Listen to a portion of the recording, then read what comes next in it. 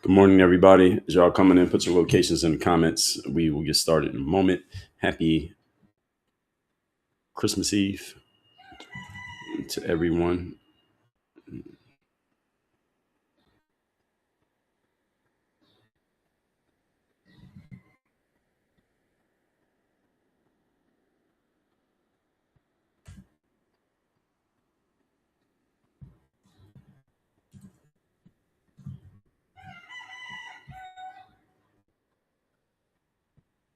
Put your locations in the comments. Locations in the comments, and we will get started in a moment. We are live on Rumble. Good morning, Rumble. Live on YouTube. Good morning, YouTube. Live on LinkedIn. Good morning, LinkedIn. Live on X. Let me check on that. Yes, we are live on X. Good morning, X. My name on X, Rumble, LinkedIn, and YouTube is at Dre All Day. We are live on Facebook, Facebook/Work on Your Game University. Live on Instagram at Dre Baldwin, KingWorks21 from Tuscaloosa. Good morning to you. And we are live on TikTok at Work on Your Game. So the topic here today, folks, we are talking the 2028 Democratic nominee. Who do y'all think that's going to be? Who do you think the nominee is going to be 2028 for the Democratic Party? Give me a name. Who you think will be the nominee for the Democratic Party for the 2028 presidential election? Because there will be an election in 2028. Donald Trump will not be running for a third term, despite what Steve Bannon keeps saying. That's not happening. Donald Trump will not be running. It'll be somebody from the Republican Party, but that's not the question. Who do you think is going to be running for the Democrats in 2028? Who's going to be the Democrat nominee? Give me a name. Who y'all think is going to be the nominee 2028? And what we're going to talk about here today are the top two candidates as of today. Those top two candidates are our friend Kamala Harris. We remember her, right? It was just a year ago. And current California Governor, Mr. Gavin Newsom. Both of them from California. They cannot be on a ticket together, in case any of you didn't know, because they're from the same state. So they can't team up. It's going to be one or the other. Somebody's going to win and somebody's going to lose between the two of them. So we're going to talk about the matchup between Gavin and Kamala. That is the matchup that's shaping up. Hasn't actually happened yet, but it's shaping up to occur. Give me locations in the comments. Let me shout a few people out here. Ron Johnson from Lima, Ohio. Good morning. Carol Aaron Collins, Newburgh, New York. Annie AFF from Kentucky. Merry Christmas. Katie, good morning. Checking in from Florida. I'm in Florida as well. I'm in Miami. Shout out to Florida. Dwayne Mitchell, Detroit is in the building. Andrea Leavitt, Tupin, good morning from Massachusetts. Kelly Page, good morning from Maryland. Ashley Nicole from Florida. Good morning. Karen Beauty Guru checking in from Virginia Beach, Virginia. Shout out to the Beauty Gurus. Nee says Newsom. Jazz does it, says Newsom. Then Jazz also said AOC. AOC is probably not going to be it. But we got a few years to go. So AOC could make a push. I mean, it's only right now 2025, but let's even say 26. She'll have all of 26 and all of 27 to build up some momentum. So it is very possible she could come from the shadows right now. Right now, she's in the shadows, looming. But right now, the two biggest are these two that I just mentioned. So we'll see. Annie said Newsom. Marky said, good morning from Sacramento. Billie Jean from Indiana. And Grammatico, Merry Christmas to you as well. So that's the topic here today. We're going to talk Kamala versus Newsom, or at least what it looks like. It looks like Kamala versus Newsom right now in terms of who the Democrats are going to put out in front of us. So as I just said, the party is already quietly positioning for the 2028 presidential cycle, despite being years away from the first votes. Not even the primaries have started yet, but this is already starting because these people are trying to get out ahead. And of course, you want to have some lead and points. And depending on which poll you look at, it looks like Kamala, for the most part, in most polls, it looks like Kamala is in the lead, which makes sense because you got to remember political winning in politics is not necessarily about competence. It's about who has the attention, who has the frame, and who has the biggest push behind them. Right now, Kamala does have the biggest push because she was just the nominee in 2024. Gavin Newsom is the governor of California, which is a very big state, which has a lot of electoral power. But at the same time, he hasn't been on the national stage in terms of an election yet. He's on the national stage in terms of posting on social media, but that is not the same thing as actually polling votes, as Kamala Harris herself just proved in the 2024 election. So right now, Kamala is trending as the leader. If the primary was right now today, I think Kamala would beat Gavin Newsom if there was just a vote. Now, if they have to have debates and talk in front of each other, then I think Kamala might lose some ground because I think Gavin is better at that than Kamala. But I could be wrong because Kamala has experience doing this on a national stage. She did it for the vice presidential debate in 2020 against, who was that, Mike Pence. And then she did it in the 2024. She did it as the presidential nominee going against Donald Trump. I'm not saying that she did a good job. I'm saying she has experience actually doing it. Gavin Newsom does not have experience doing it. And I think that experience can help, on top of the fact that it's not even so much the experience or how good or bad you are, is the fact that Kamala Harris she's made an imprint on a certain number of people on a national scale to where a lot of people on a national scale know her, quote unquote, know her. They've felt her, they've experienced her. And many of them have a positive impression of her for whatever reason. Again, it's not about the merits of her arguments or the rationality of her arguments. It's about the fact that everybody knows who she is. Whereas Gavin Newsom, he is known, yes, through using social media. Remember, most people in America are not on social media. Gavin Newsom is the governor of California. That's great. Most people in America do not live in California. Even the people who do live in California, not all of them have a favorable impression of this guy, even though they all know who he is. So Kamala has a much bigger national footprint than Gavin Newsom. He is trying to make inroads on that footprint. But if you really think about it on a basic level, Kamala has a much bigger footprint than Gavin has, which is why it makes perfect sense that if there was a vote today, you just had the vote, the Democrat voters only, Kamala would beat Gavin Newsom. Now, once they start talking, all bets are off. Kamala is not a very good public speaker. So, but she might have gotten better. Now, she just lost last year. She's had a whole year to work on her game. She is allegedly adding more dates to her book tour. We're going to invest some time into finding out what those dates are. Let's see if we can find out about those dates to her book tour, and we'll come back to that if we can find out what the actual dates are. Let's see. Because the last place I used to look on her profile, and she had a link. So she still has that link up for her book tour. Let's see where she's going, if she has added dates. Because I heard she added dates. So she did add dates. I'm assuming these are new dates. And according to what's on her website, every date that she's added to her tour has already sold out. Do y'all believe this? Yes or no? I'm looking at Kamala Harris's website. She did add dates to her tour. Okay, this is confirmed. Kamala Harris added dates to her tour. Do you believe, according to her website, every date on her tour is sold out? I'm going to tell you how many dates she added. Then we're going to look at the towns because I think some of y'all need to go to this tour and give us a report. So let's see. 1, 2, 3, 4, 5, 6, 7, 8, 9, 10, 11, 12, 13, 14, 15, 16, 17, 18. I'm scrolling fast here. I think I'm miscounting, but let's just say 20. Looks like she added 20 dates to her tour on top of the 20 that she already did. So that must mean Kamala is selling books. All right, Kamala Harris is selling books. So first of all, we got to give Kamala a congratulations because she is selling books, and you write a book because you want people to buy it. So Kamala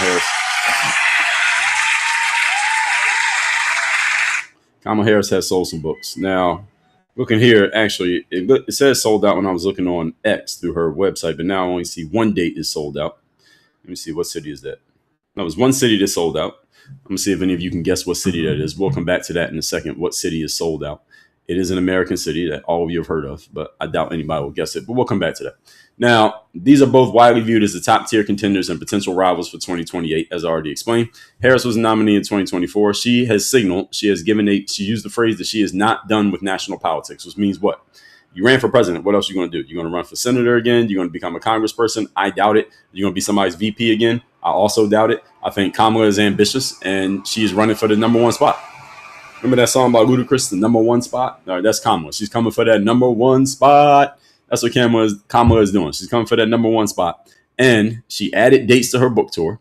And that tells me she's just trying to make more of an imprint. I don't think she's just trying to sell books. Kamala got a bunch of money from her advance for writing a book. She don't need to sell back the books. It doesn't matter to her. The publisher could take an L on that. She is trying to make more of an imprint. And at the same time, Gavin Newsom has been openly acknowledging his ambitions for 2028. I think we all can agree he's running in 2028. Does anybody believe Gavin Newsom's not running? We all know Gavin Newsom's running in 2028.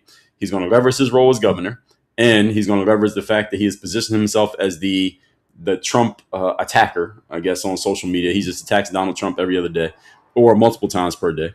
And he's aggressively opposing all Trump's policies. He's benefiting from this surge in national polling after he got some wins in those elections we just had in November in California. So surveys show that Newsom is slowly, possibly overtaking Harris in some national and state level Democratic preference polls, and is just gaining some ground is what it looks like right now. But I still stand by my position that if they had a vote today, Kamala would beat Gavin nationally. But if it keeps going and Gavin keeps doing, he has a very strong social media game, maybe that will help. But again, Kamala Harris had an extremely strong social media game. Kamala Harris probably had the strongest social media game of any presidential candidate in history, and she lost.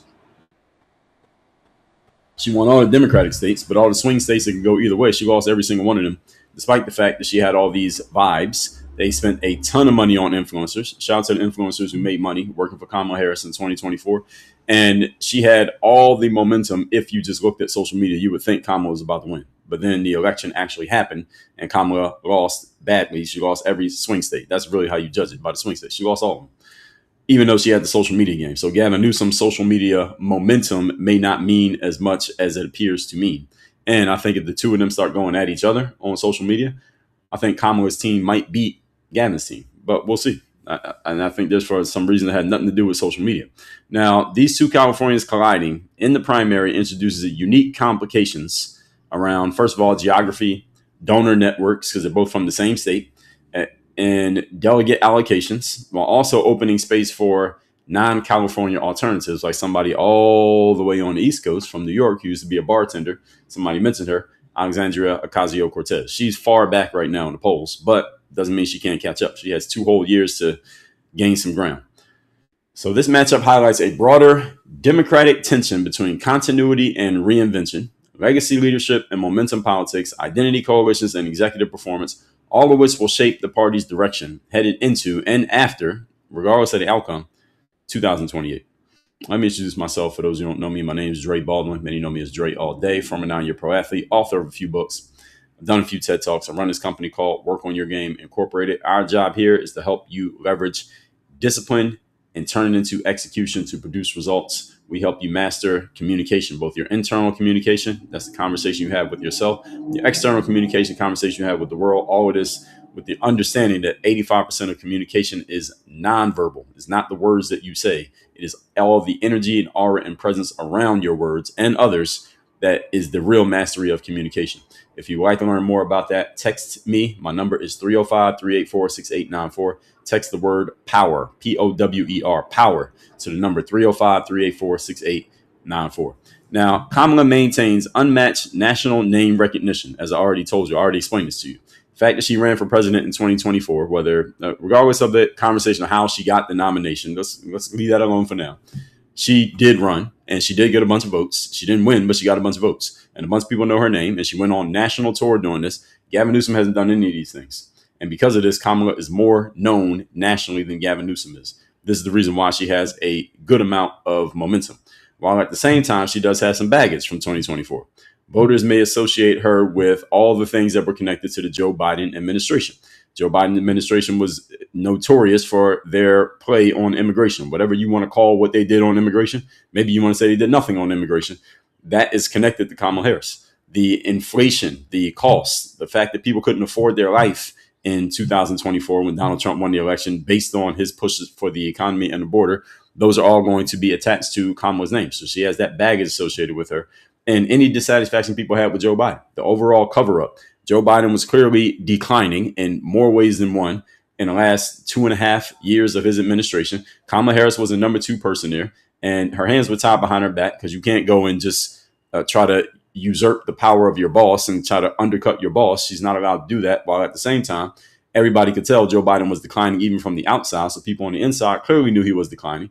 Kamala, in her own book, admits that she saw he was declining, but she didn't say anything or do anything because, again, her hands were tied behind her back. But the logic and the reality of her hands being tied behind her back has nothing to do with the way that most people emotionally feel about what happened with Joe Biden, which means the fact that she was standing there while Joe Biden was declining and the entire administration and the mainstream media were acting as if we should not believe our own lying eyes as citizens that this guy was declining, and Kamala was a part of that, especially as the number 2 person. This is going to get held against her regardless of the logical understanding that I have that there was not much she could do about that situation. I understand her position. Kamala Harris is not some longtime confidant of Joe Biden. Kamala Harris is a black female. Joe Biden wanted to beat Donald Trump in 2020. He said, I need someone who can help me win the identity politics game. Let me get a person of color. And if I can get a woman as well, or I get one or the other, I can get both in the same package, that'd be perfect. He went and got his primary opponent, early primary opponent. She dropped out before they started voting. Kamala Harris. This is perfect. This will help me win the black vote. This will help me win the female vote. It'll help me further position myself as the anti-old white man, even though Joe Biden is indeed an old white man going against Donald Trump. And it worked. So we got to give Joe Biden credit. First of all, let's give Joe Biden the cogent version of Joe Biden. Everybody, we can't, regardless of how you feel about him now, we got to give the cogent version of Joe Biden some credit.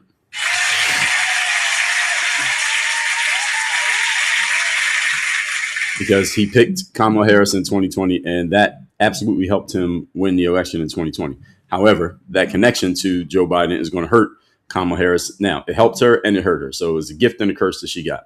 Now, Harris retains strong loyalty amongst black voters because she is the closest thing to a person of color that we have here, closest thing to a black person we're going to have between her and Gavin Newsom and AOC. She's the closest thing to a black person. AOC is technically partially Latin, but AOC is a white Latina. AOC, her skin is fair skin. She's fair skinned. Kamala Harris is brown skinned. So if we're looking at all three of them, who's the black person? Everybody's going to point at Kamala Harris. So Kamala Harris is the closest thing to a black person that the Democrats have between the three of them. And if Pete Buttigieg gets in, he's white. And who else is there? Is anybody else who's serious? Anybody else? Nobody else. So between those four, Kamala's the black person. So she has strong loyalty amongst black Democratic voters. And even if she didn't, if black people were looking at the candidates and saying, okay, let's pick the one who we think we can most relate to, they're going to pick the black person. Kamala Harris is the closest one. So she's going to get the black vote, even though the black vote is not enough to win a nomination or an election. It is something. They are votes. So this block is decisive, however, in early primaries. So if Kamala goes through the primary process, which she didn't do in 2020, she dropped out because she was doing so bad it wasn't even worth it. She didn't do it in 2024 because there was no primary, because Joe Biden was accepted as the nominee. Then he dropped out and Kamala just was able to step into his spot without having to compete. She will go through a primary this time. And I believe she will win some votes for the reasons that I've already explained. Now, her post-election low profile, on the other hand, hurt her momentum. After Kamala Harris lost in 2024, and there's one serious criticism I'll give of Kamala Harris. I have some things that I am not a fan of when it comes to Kamala, but a serious criticism was the night of the election, November 5th, 2024, at Howard University. That's where Kamala went to college. Kamala had a whole crowd of people there to help her celebrate what they anticipated to be her electoral win that night. Now, we all know what happened. Kamala did not win. Donald Trump won. Kamala called Donald Trump and conceded that she had lost the election. That night, though, at Howard University, there were a bunch of students and people, supporters, standing out there waiting to congratulate her on her victory. And since she lost, usually what happens with the loser, they go out and they speak to the crowd of people who showed up to help them celebrate. And they offer their concession and say, the fight's not over. We're not done. I'm sorry we lost. And people are crying. And they say, hey, the fight continues, et cetera, et cetera. It's what you say after you lose. You know what Kamala said that night after she lost? Does anybody know what happened? on November 5th, 2024. The question is, do you know or remember what happened the night of November 5th, 2024 at Howard University after Kamala lost the election? And this is when you give the concession speech to your fans. You tell your fans, hey, we lost, but it's okay. We're going to keep fighting. We're going to keep going. It's not over, et cetera, et cetera. Y'all know what happened. Kamala didn't even show up. She didn't even speak. And interestingly enough, it was the irony of ironies. Kamala sent a man. I don't remember who this man even was. A man came out on stage and let the audience know Kamala didn't win. Trump won. Kamala's not going to speak to you all tonight, but she will speak to you tomorrow morning. Thank you. Have a good night. Everybody go home. That's what happened that night at Howard University, the night Kamala lost. This is a red flag to me, and is one of the reasons why, if anybody ever makes the argument, I'll make it right here, that women are not fit for leadership positions. This is one of the arguments right here, because it's easy to be a leader when everything's working. It's hard to be a leader when things fail. When things fail, Kamala Harris bailed. She bailed. As soon as things failed, she bailed. She didn't show up. And you can't do this if you're going to be a leader. You can't only be a leader when things are working. And this gave me a glimpse into Kamala Harris's character. And this is, again, a serious pushback I give against Kamala. I have some pushbacks that are just my personal taste, but this one is black and white. You can't do this.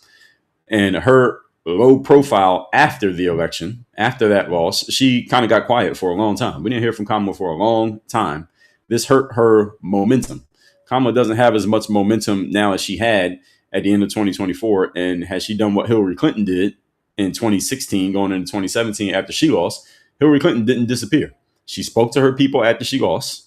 Hillary's a tough-skinned individual. Spoke to her people after she lost. She went, I don't know if she spoke that night. She might not have, but she did speak, and she stayed outside, though. Even after she lost, Hillary Clinton stayed outside. She did a ton of interviews. She went and wrote a book immediately. What Happened? I think it was called What Happened. And she's on every TV show talking about how she lost, et cetera, et cetera. And she just kept a high profile. Her political career was pretty much done, but she did keep the high profile after she lost. Kamala just kind of disappeared. She didn't show up again until she came out with this book, 107 Days. Now, the title of this book tells you exactly, it gives you a glimpse into what Kamala's mindset is. Her mindset is, hey, only reason I lost because I only had 107 days. Make it 207 days, I would have won. Make it 307 days, I damn sure would have won. She called the book 107 Days just to make sure she imprints on your mind the frame that I only had 107 days. So don't judge me. Give me a whole term, give me a whole campaign cycle, and I would actually win the election. I believe that's what she's alluding to without explicitly saying it. That's what Kamala is saying. Speaking of 107 days, ladies and gentlemen, I just told y'all that Kamala is back on tour. Kamala has expanded her book tour. Now, there's one city so far that is sold out. Does anyone want to guess the city that is sold out? There's one city. It's in America. It's a pretty big city. All of you know the city. If I told you the name of it, you know what it is. What city is sold out? Kamala added 20 dates to her book tour. What city sold out? Can anybody guess what city is already sold out for her ongoing book tour? This date will be, I'm not going to say what day it is. Actually, this is it's a very symbolic date. Anybody want to guess what city it is? Boston? No. New York? No. Savannah, Georgia? No. New York? No. Chicago? No. Anybody guess? Can anybody guess? Regina Fritz, California is not a city. Sherry said, please don't say Detroit. It is not Detroit, not Portland, not DC, not Minneapolis, not Los Angeles. No, not San Francisco.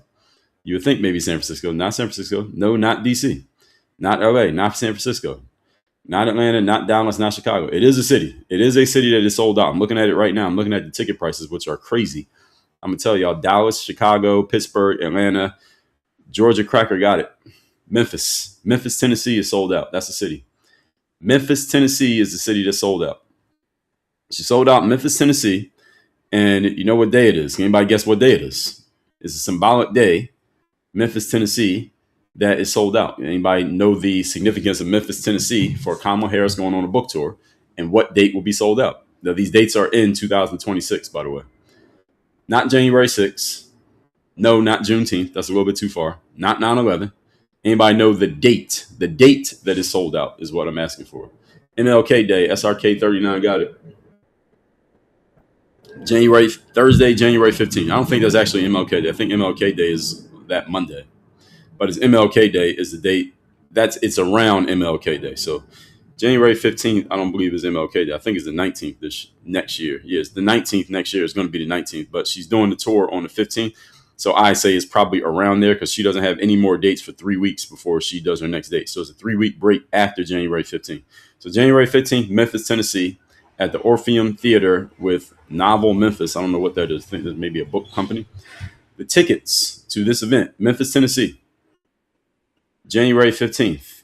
The first ticket I see is $500.85. The second ticket I see is $703. The third one is $822. The fourth one, $855.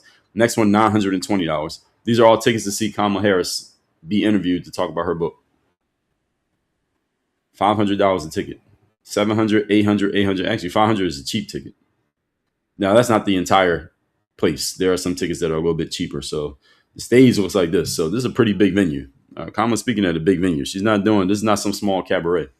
So, and damn, this shit is damn near sold out. I mean, assuming that they're telling the truth here, this is sold out. Now, you might get some seats in the back. All right, some cheap seats in the back. So I want y'all to see what I'm looking at. Okay, look at the map.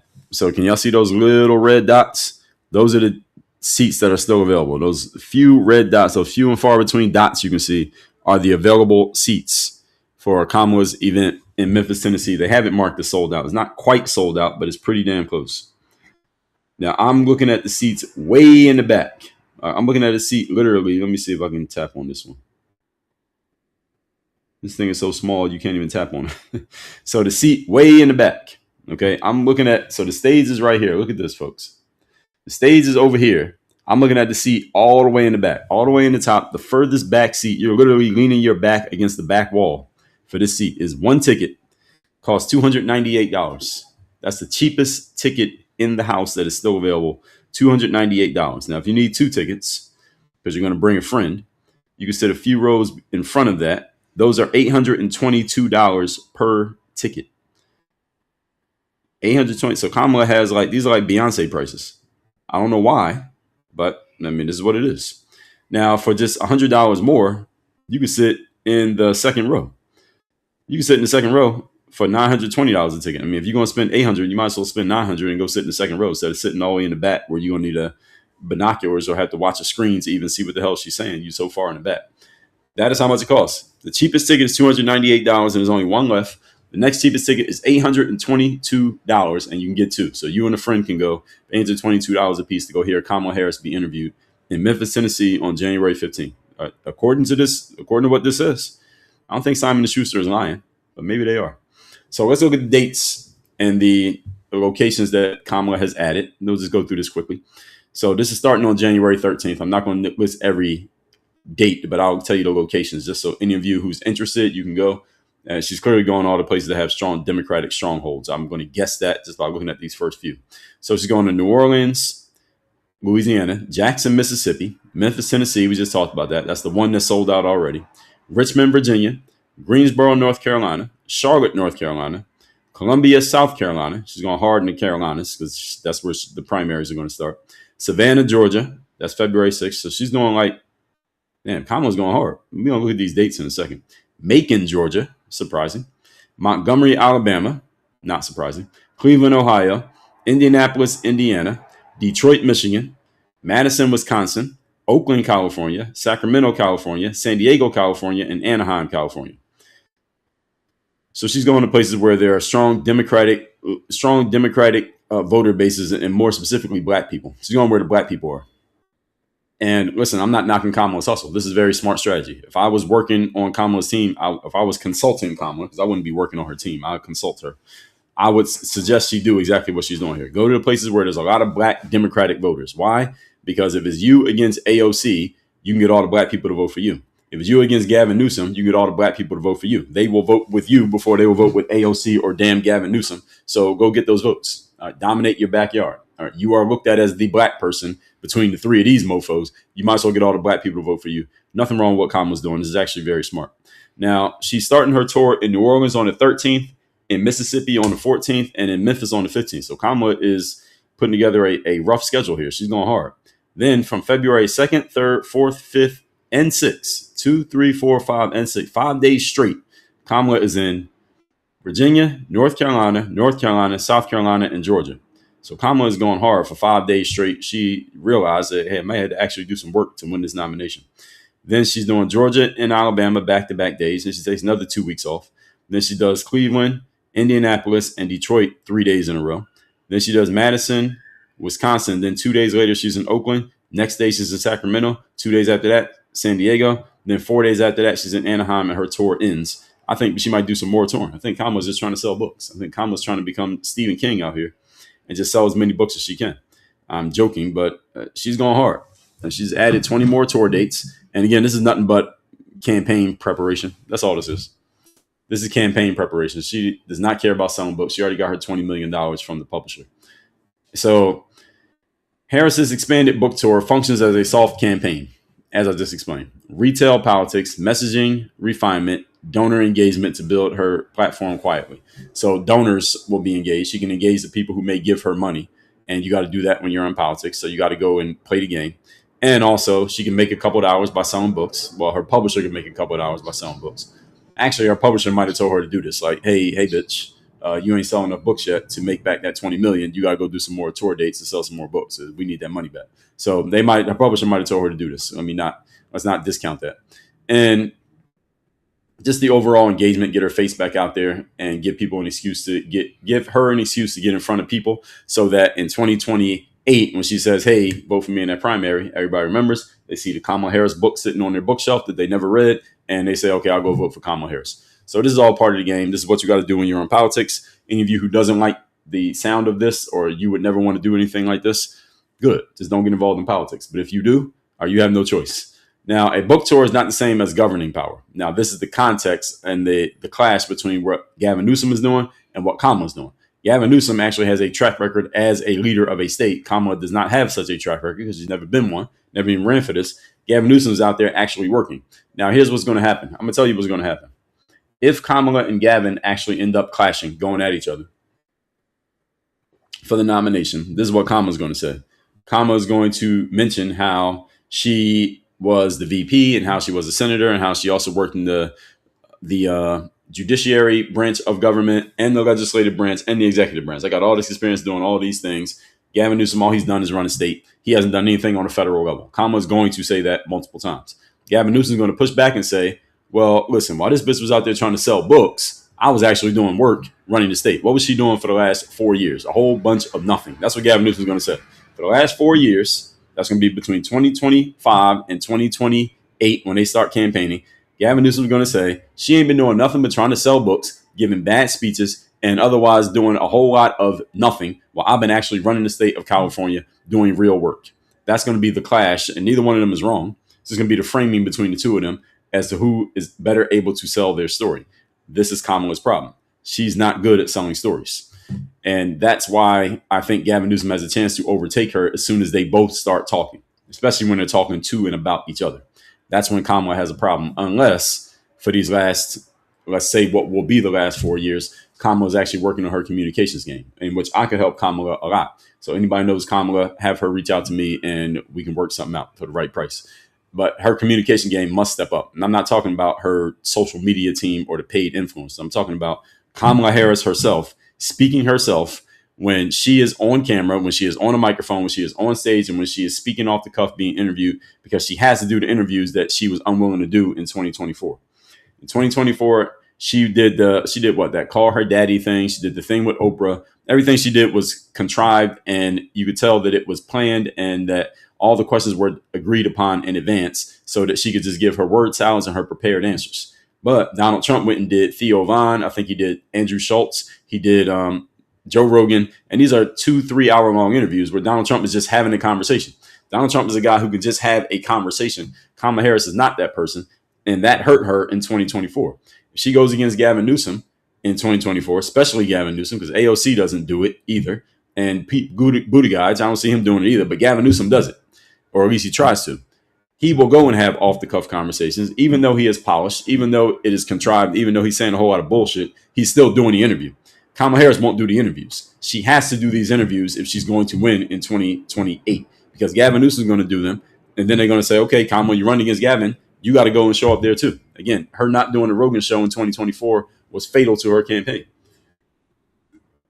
Not because of Joe Rogan, but because of what that show represents. It's a freewheeling, off-the-cuff conversation where you get to show your human personality. Kamala Harris, by not doing the interview, it made it look like she has no human personality. Donald Trump has a lot of it and is one of the reasons why he won. And if she goes against Gavin Newsom, he's going to do some interviews that fit that description, maybe not Rogan, but some that fit that description. She's going to have to match him or surpass him. And if she is not good at speaking off the cuff, which she wasn't the last time I heard her, if she gets better at it, she has a chance. If she's still bad at it, and she's 60 years old, so I'm not sure how much an old dog can change their stripes, she has a problem. So you Kamala supporters, you tell me if I got this right or wrong. She's going to have to fix this. So Gavin Newsom benefits from governing during this Trump presidency because he's been bashing Trump. He gets to do things in California as a state that says, hey, look at us going against whatever Trump is about. Whatever Trump says, let's do the opposite of that. So since they did the redistricting in Texas, he went and got redistricting passed in California, and he got people to vote for it, and they supported it. So he can point to that. When they had ICE and Tom Homan coming into California and rounding people up, he found ways to push back against ICE so that they couldn't do what they wanted to do in rounding up people in California. He can point to this. He can point to actual things that he's done as a governor politically that helped people, or at least people supported the things that he did. Kamala Harris has no such track record to point to. She can't really point to anything because even when she was the vice president, even though she was technically the vice president, well, she wasn't really getting anything done because she was supposed to be the border czar. Well, what'd you do with the border? Gavin Newsom probably won't bring that up. But also at the same time, Joe Biden was clearly declining. You didn't say anything, and you were the number 2 person.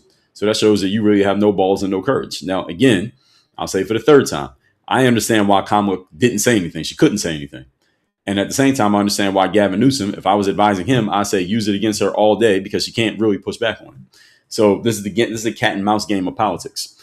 So his record also at the same time, actually, let me back up.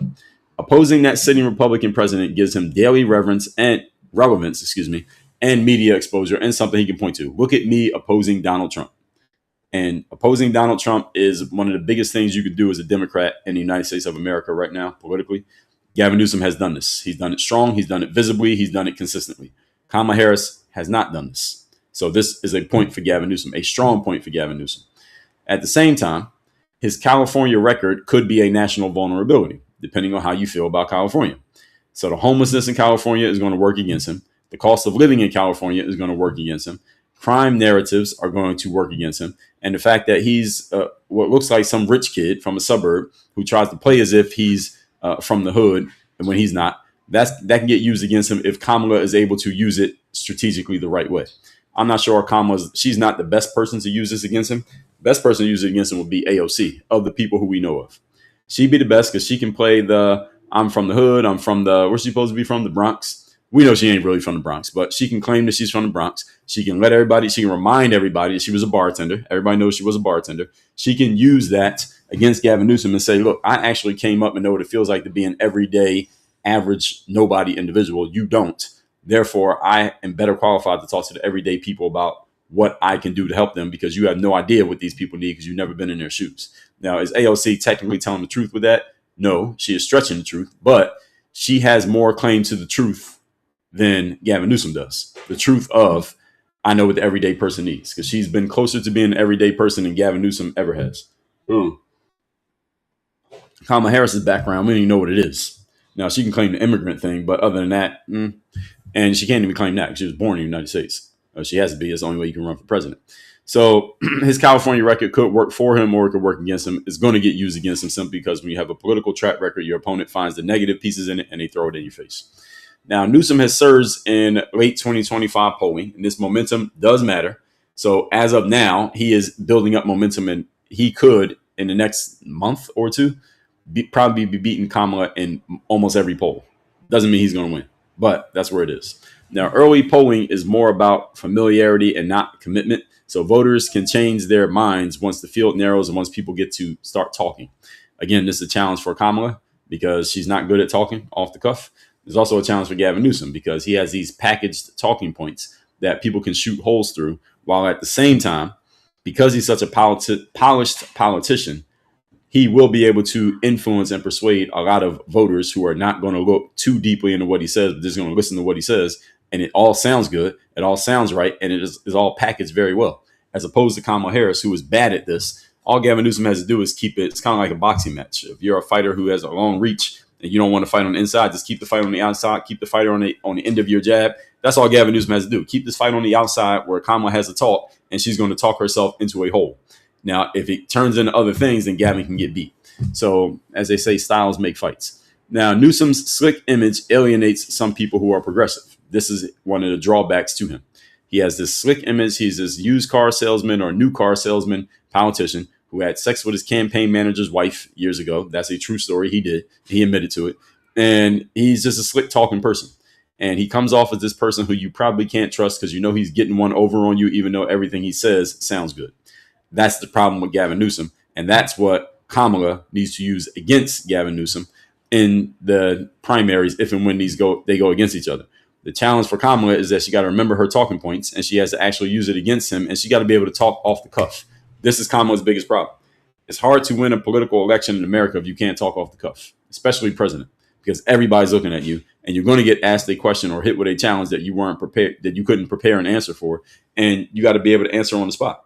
Donald Trump is great at this because Donald Trump really doesn't care, and he just says what he actually believes, so he doesn't have to remember anything. Kamala has to remember stuff, and that's her problem. So, any of you know Kamala, I hope she's working on her communications game because that's going to make or break what happens to her in this challenge.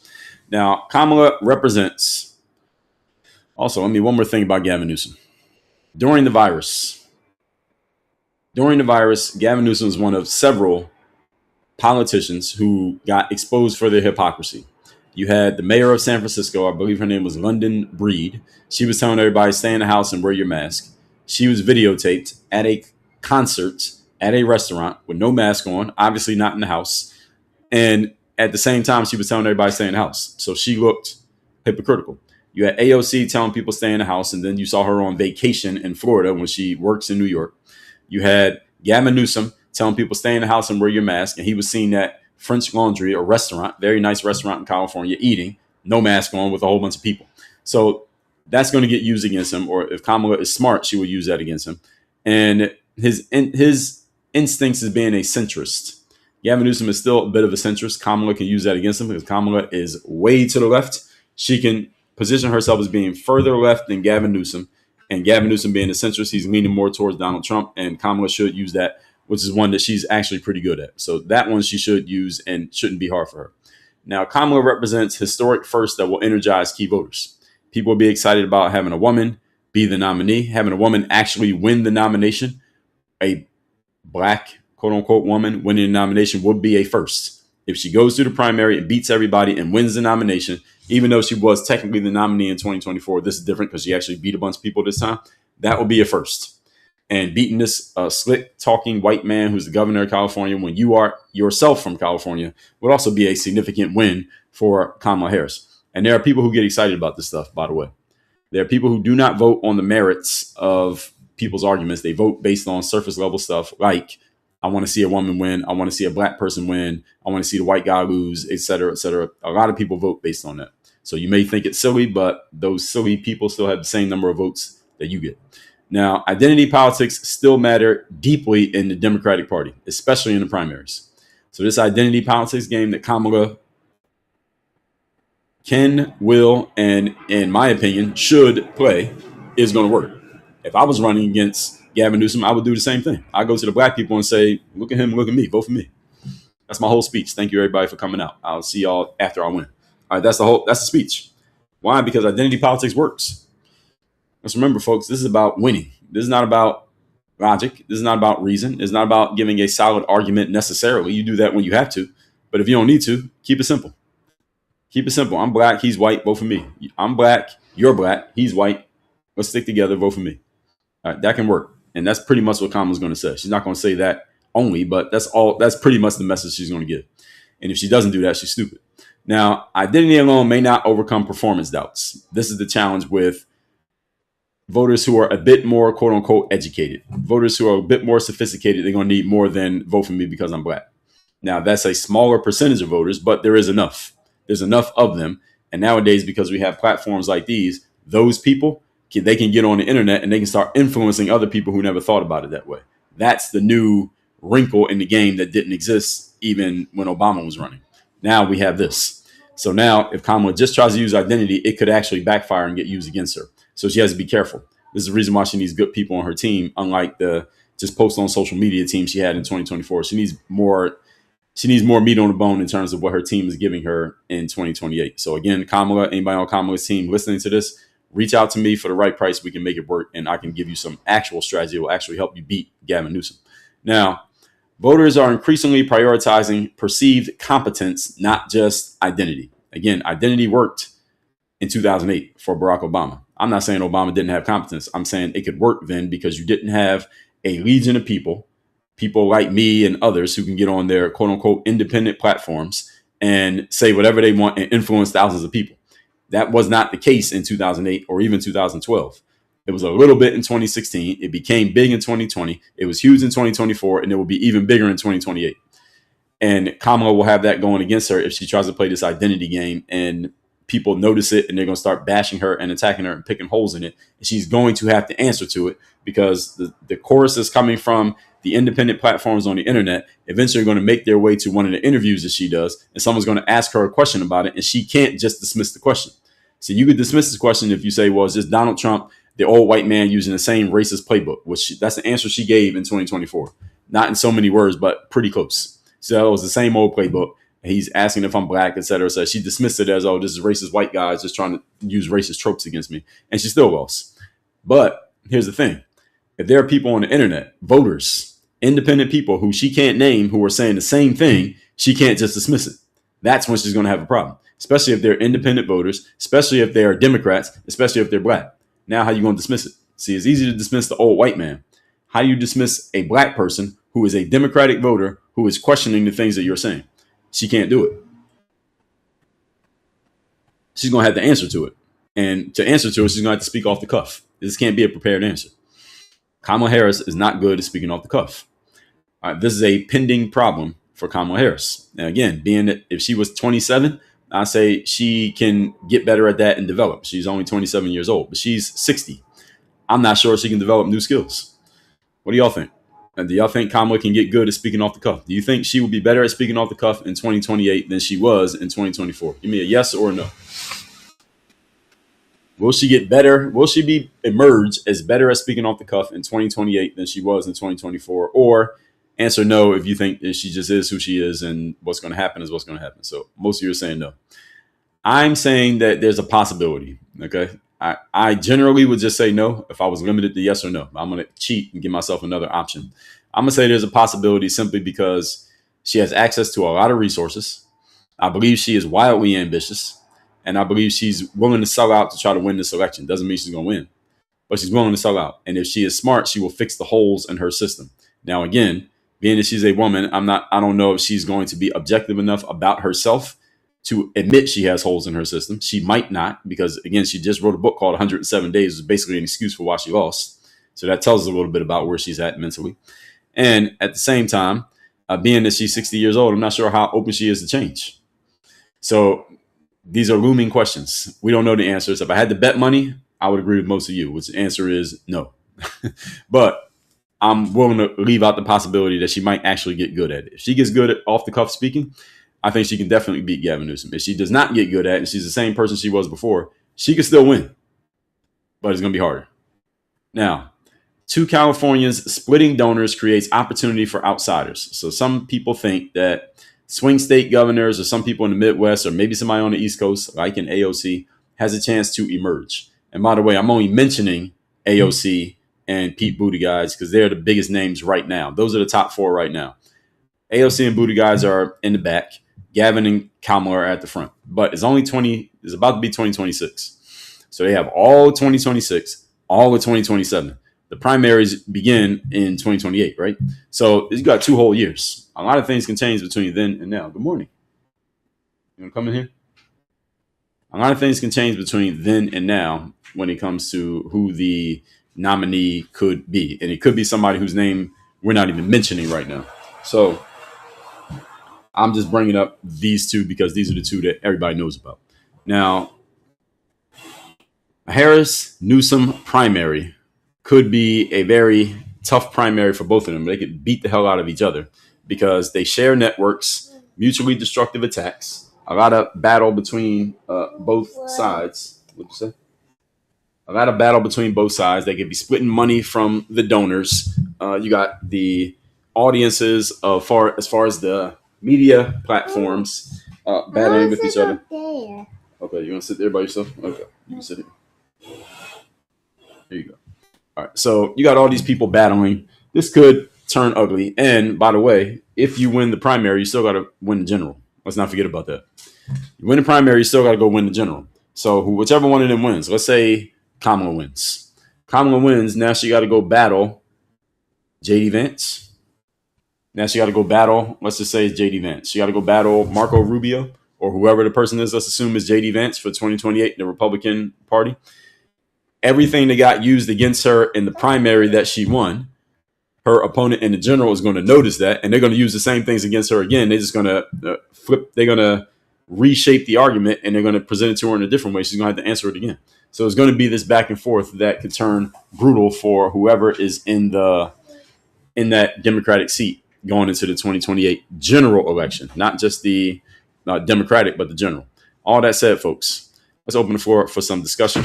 We'll take about 15, 20 minutes here for a conversation. Let's see what you all got. I have my soundboard fired up. If you don't know what the soundboard is, I'll explain it as I get to using it. So EC on YouTube said, well, whites are coming back this time around. What does that mean? Gavin Newsom said, did I see NF episode last night responding to JD? Not yet. I will listen to it, though. I like listening to that guy talk, Mr. NF. I can't say his name because I'm on TikTok. He's banned on TikTok, EC. So I can say it on YouTube, but not on TikTok. EC said, what will Kamala say to someone saying it's obvious whites are better? I'm just saying something Newsom can respond to better than her. I don't think Gavin Newsom's going to say that. I highly doubt Gavin Newsom ever says that. Now, it's funny that you brought it up, but Gavin Newsom will never let those words come out of his mouth. So let's see what we got in the comments here. Here we are. All right. I'm not reading every single comment, folks. Just scrolling through. Miss G, thank you for the share. Sherry Pie said that wasn't a woman thing. That was a substance thing, allegedly. I don't know. Did anybody else do it? Sold by Misty. Good morning. King Reese said Trump did the same thing. You are the talking point of white people. I don't know about that. Trump did the same thing. What year? Because the only year he didn't win was 2020. And 2020 was a bit different situation because we had the virus. So I don't know what you're talking about. Nana Cat said Hillary did the same thing Kamala did when she lost. Yes, and that's why I corrected myself. And I said she came the next day, but then she stayed active. She didn't just disappear. Kamala disappeared for like 6 months. User says, so if a black man makes a mistake, does this mean black men can't be leaders? All right, congratulations. Strawberry cheesecake. You get the first slice of strawberry cheesecake of the day. I made this argument about women are not fit for general leadership positions. I made this argument many times in the past. It's not just one thing. I made this argument on many levels, and I've talked about it on my podcast. Not this, but my actual podcast. This comes out every day. It's called Work on Your Game. You go listen to it if you want the context. Answer to your question is that's a straw man, so I'm not even addressing it. Lady Hawk said, I remember her going out afterwards, but I don't remember her coming on stage that night. She didn't come out that night. Jazz said, her not coming out to speak to her followers is not a mistake. Yes, it was. It was a mistake. Let's see. So a bunch of you were guessing. Only one of you got the city right, that it was Memphis. Regina said, I live in Tennessee. I'm shocked we're a red state, but Memphis is blue. Yes, that's why she's going to Memphis. She's not going to Tennessee. She's going to Memphis, if you get what I'm saying. Memphis is technically in Tennessee, but you get my point. Wild Cherry said the 15th is actual B-Day, right? I think it is. I think the 15th is King's birthday. But the observation is always on that Monday. Most of it says about $350 in D.C. Yeah, it's about what it is. JoJo said that's crazy to pay. Assuming that these numbers are correct, those numbers were the same when she went the first leg of the tour because we talked about it before. Triplet said, no, thank you. I'd rather have a root canal. But it'll cost you about the same amount of money. Black Negus, thanks for the follow. Marine said, I wouldn't give Harris a penny. Not a penny? User said she probably bought all those seats. That's a lot of seats to buy. Mac and Mall said, who's catering the brunch? Because that's a lot of money, man. I think it's at night. I don't think it is a brunch. I don't think it's a brunch. It's dinner. Jason said, I don't understand why someone want to see her. She doesn't even make sense. Well, people are not showing up because she makes sense. They're showing up because they like her. They're showing up because they're fans. It's like Taylor Swift doesn't have to make sense. She has fans. That's why people come to the concerts. Justin said, all the hoods, LOL. Yeah, that's where she's going. And what she should do. This is what she's supposed to do because these are where the voters are. At least her voters. X Tiger, thanks for the follow. Maurice said, better than buying gold shoes, a Bible, or a watch from a con man. Okay, see? There's a frame right there for you. That is an ad hominem. Is that like a personal attack or something? But I get what you're saying. George said, never voting for a woman after Harris and Clinton let Republicans take it from them. Well, they didn't they just got beat.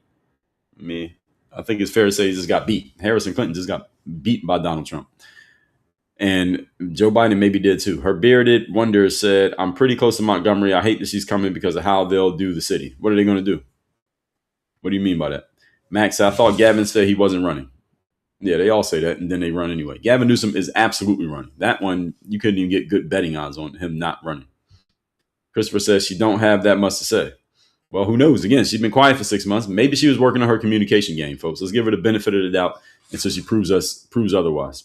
Glow says, seriously, sold out. They paid for those tickets in advance. Well, again, looking at the map, there's like 10 tickets left, and it looks like about a 500-seat theater. There's about 10 tickets left, and the tickets are all cheapest one, $300. Next cheapest, $800. So shout out to whoever's collecting the money. Candy, thank you for the You're Awesome. Terica Marin, thank you for the gift. Rick knows said her book of word salad.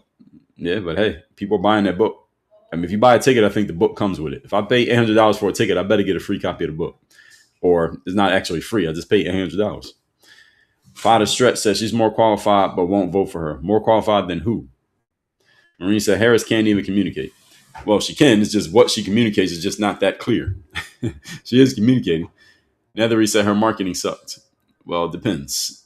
I mean, for social media, she did a great job. The problem is social media does not win political elections. Rick No said Newsom wrecked California. Yes, about half of California believes that, but what about the other half? And there's a lot of people in California.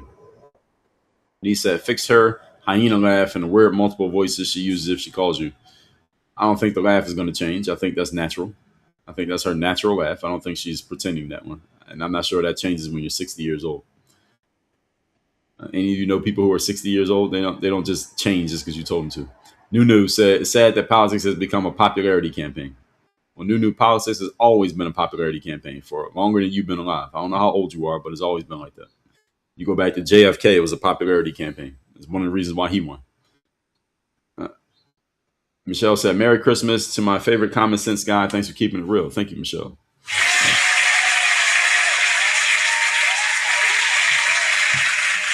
Maureen said, Harris lied to us about the border. Yeah, and it doesn't really matter. Gavin Newsom lied too, so you still got to pick one. Leah, good morning. Thank you for the heart and the go popular. Marky said, California gas tax prices is on Newsom. Yes, they are. So that'll get used against him if Kamala is smart. Nunu said, Gavin may also raise his low mid-class upbringing and his dyslexia to connect to citizens. Oh, he absolutely will use that. And Kamala should use it right back against him. Brian Duro said, maybe Kamala will play the same card on the Democratic Party that Trump did to Republicans. What card is that?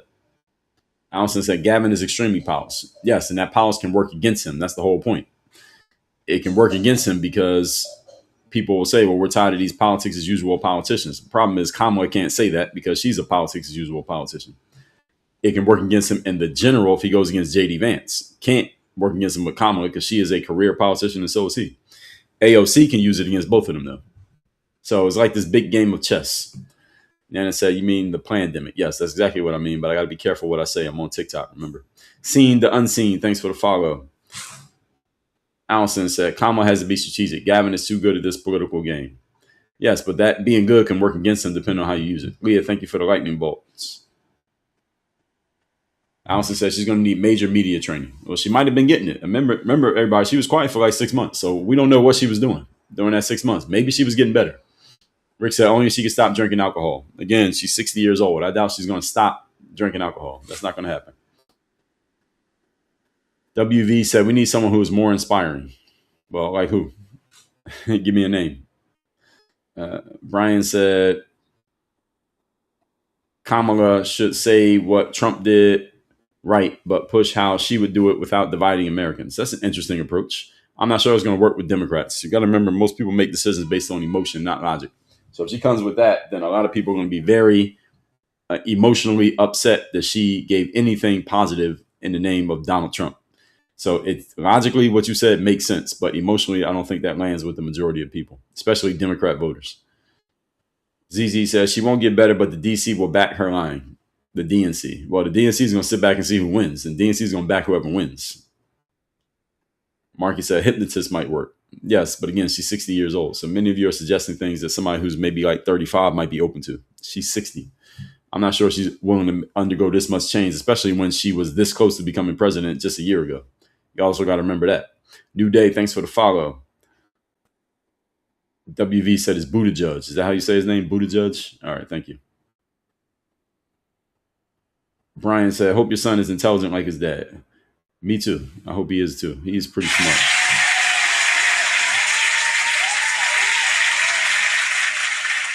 C to confirm, yes. MLK's birthday is January 15th. I thought it was, just making sure. That's the reason why she chose that date. WV said, I would much rather someone who has both decorum and charisma. Well, hey, yes, we want everything to be perfect, but we ain't got it. Decorum and charisma. Well, actually, Gavin Newsom got a little bit of that. Donald Trump, a lot of people say he doesn't have decorum, but he has charisma. Kamala she has enough decorum. She has no charisma. So, hey, pick the lesser of two evils or three evils, whatever. Jason Ciavarino, good morning. Sam Mart said, my sons used to love your Dre All Day videos and wound up playing college ball. Respect. Oh, that's what's up. Sam Mart 01. Congrats to your sons making it in college ball. Satine said, as a woman, no female president is good, but we might get one. I mean, Kamala's back. And then you got AOC sitting in the wings after that. So AOC is not running in 28. She's definitely going to be there in 32 or 36. Cedar said, I don't know. I understood exactly what she wanted to do and how she wanted to do it. Maybe people, and I missed the rest of that. Marcus said, remember last time you checked on a sold out venue, there were still seats for sale. Yeah, so when I looked at it, when I pulled up Kamala's website through X, I just go to her X profile and then the link. It had everything showing as sold out. But then when I put it in like a regular web browser, only one date was sold out. So even that Memphis date, it says sold out, but there are still about 10 seats available. But the seats are very expensive and there's only a few left. So I don't know how, but she sold a lot of seats in Memphis. So I don't know who in Memphis is going to see her, but apparently a lot of people. Pascal, thanks for the follow. Tara Camara said, hope you and your family have a Merry Christmas. Thank you. You too. Pascal said, I don't like either of them. Hope someone else throws their hat in the ring. Well, you got Buttigieg and you have AOC looming. If their numbers get better, they'll both start making more noise. But you got to remember, we still got 2 whole years. So some of them are just keeping their powder dry, as we say. They're just waiting to make their move. It's very early to make a move right now. Now, Kamala, she can make a move because she's already known. And Gavin Newsom's already very active, so he can make a move. But AOC and Buttigieg, they would be wise to hold their best stuff until later. So it's still very early for this. We're only not even 1 full year in the Trump administration. So let's remember, we're talking 4 years here. Ryan said, all Kamala has to do is learn to be real. Yeah, good luck. Yeah, she's 60 years old. So again, Flo said Kennedy would have been the best Dem last go round. Yeah, so he was very popular. And that's the thing about Kamala. Kennedy. He's a very popular candidate. This is one of the reasons why he won. It's the reason why people still have an emotional connection to his image 60 years later, because he was a very popular person. Politics, especially general presidential elections, are popularity contests. And people try to make it seem like it's something else. It's not a logic contest. It's not about policy. It's about popularity. Who is more popular? And if you don't play well on camera, and back then it was the emergence of television. Nowadays, you got social media and independent platforms. And if you can't play those games, you're going to get torched. The good thing for Kamala is that Gavin Newsom will get torched on a lot of these independent platforms because they'll call him out on this bullshit. But he can play ball. He can go back and forth and argue. Kamala Harris can't play ball and argue. So that's going to work against her, and it could work for her. I think it will hurt her more than it helps her. So if I had to pick today, if there was an election today, I'd say Kamala. But if there's an election in 6 months and they both had to talk and campaign, I would go Gavin. So Democrats, pick who you like. You're getting one or the other. All that said, everybody, we're going to wrap this one up. I do these live streams Monday through Friday, 8 a.m. Eastern. Usually it is a holiday week. So I told you I'll be live today. We will be live again on Friday Friday, the day after Christmas, will be live. We are off tomorrow. So I want everybody to have a Merry Christmas. Those of you who are celebrating Christmas, Merry Christmas. For tomorrow, we will be back on Friday. Friday, we'll be back at 8 a.m. Eastern. And then next week will be normal schedule. So next week, we'll be back to a normal schedule. And I don't think we have any holiday breakages until damn near May, like Memorial Day or something, and I might go live that day. So, and otherwise, if we are not live, I'll tell you if I have a scheduling conflict or something like that. So, everybody have a Merry Christmas tomorrow. Enjoy your day off. Most of you probably had a day off today, so enjoy the day off. Enjoy your holiday. Those of you who have the rest of the year off, congratulations to you. Those of you who have not written down your goals for 2026, write them down now. Write down your goals for the month of January as well. And I will see those of you who will be here. I'll see you on Friday at 8 a.m. Everybody else, I'll see you next Monday during what we call the separation week. That's the week when you start to get ahead of everybody else who's on vacation for the new year. So everybody have a great Christmas Eve, and a great Christmas. Merry Christmas to everybody out there. Everybody have a great Wednesday. I will see y'all Friday morning. We are out of here. Work on your game.